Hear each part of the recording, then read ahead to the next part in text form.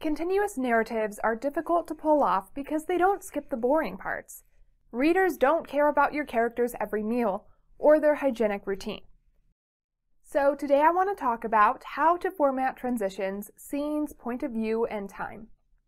Rarely does a full story, especially a novel, take place in one continuous flow. Often you need to jump ahead or make changes in point of view or scene to skip over these boring parts. The most common jumps are those between scenes, point of view, and to show the passage of time. The way you format and handle these jumps is going to impact the pace and clarity of your story. This is Ignited Ink Writing, a channel dedicated to helping authors like you transform your writing so it lingers with your readers, because writing that lingers gets remembered and recommended to others. I'm Caitlin Burvey, editor and writer. Let's jump right into how transitions combat reader confusion. Regardless of how you choose to format your changes in place, time, and point of view, you're going to need a transition.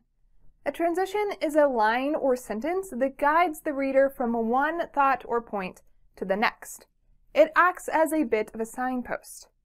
For example, to show the passage of time and indicate a new scene is starting, a writer might say something like, "The next morning the fluffy clouds turned dark and grumbled, mirroring Kira's darkening mood." The first phrase of this sentence, "the next morning," is showing how much time has passed. The middle part of the sentence is showing that these characters are in the same place, but the weather has changed. And the final part is letting the reader know which character is present, Kira still is, and that her mood is darker than it was in the previous scene. So with one transitional sentence, you can ground your reader in time and place and let them know which characters are present. That's what this sentence is doing. When you use transitions, you avoid reader confusion. Without them, readers might wonder when and where they are and who is present in the scene. Because they know a change has happened, they need to be regrounded. Sometimes all you need is that transitional sentence. It's strong enough and clear enough that readers don't need any special formatting. Other times you might need to start a new paragraph. And sometimes when your change is big or severe, you might need to change up the formatting to let your reader know that this change is big. So next, let's talk about options for formatting jumps in your story. For those situations when you need a bit of a formatting clue as well as that transitional sentence, the simplest way to show this change is with an extra space. An extra space can show everything from a change in time to a change in setting and point of view. Here's an example from Kristen Terrell's novel, Here Lies Daniel Tate. Mia hugged her mom fiercely, joined by Patrick and Lex, then Nicholas and me. A family hug, the Tates reunited, and almost everyone involved knowing it was bullshit. Lex and Mia had planned an entire day of activities. This was key to my plan. They took Jessica for mani-pedis, and then we all met in Santa Monica, where it had been Mia's idea to charter a yacht to take us looking for dolphins. Here, Terrell needs to transition between time and scene. After she makes that jump and shows the reader the extra space, she immediately lets them know how much time has passed and who is present in this new scene. She also hints at where they are. This works well for Terrell in this story, especially because it's told from one character's point of view. She's not switching points of view or anything like that. If she had been switching points of view or made a larger jump than to the next morning, she might have needed more than just that extra space. So another option is to use that extra space as well as 3 symbols centered on the page that are going to indicate a change has happened. These 3 symbols are most commonly asterisks or number signs, also known as hashtags. And when you format your book for print, you might use a fancier symbol there that matches your font and the style of your book. In The Book Thief by Marcus Zuckick, there are a variety of these formatting clues used to show the reader when changes have happened. When Zuckick is writing a smaller leap in time or place, he will just use the extra space. But when he's making a larger leap, he uses an extra space plus 3 centered dots. Here's what this looks like. The open window breathed a slice of air in. That's all it would take. It was Rudy who stopped first. He tapped Liesel in the ribs with the back of his hand, and how her heart began to beat. On each previous occasion, when they found the window clamped firmly shut, Liesel's outer disappointment had masked a ferocious relief. The first jump is showing a small change in time only. They find the window, and then a little while later they leave. The second jump is showing a larger change in time, and it's summarizing to let the reader know they've gone back to this window multiple times. It's also letting the reader know how Liesel's feelings have changed. This is why Zuckick chose to use those centered dots for the second leap, to show that there was a bigger change happening.